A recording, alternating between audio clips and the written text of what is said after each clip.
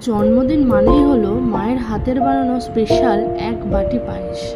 আর বিয়ের পর এবারের পায়েসটা বানিয়েছিল আমার এখানের মা। এগুলোই তো প্রাপ্তি, তাই না? তবে সত্যি নিজেকে খুব ব্লেসড মনে হয়।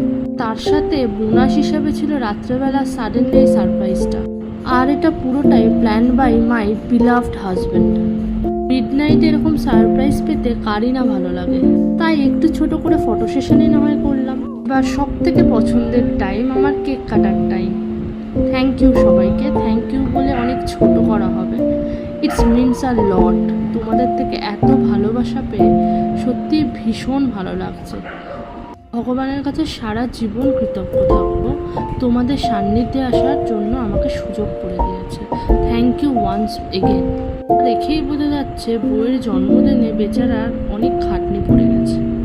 তাই আর কি, কেক খাইয়েই কিছুটা লাঘব করে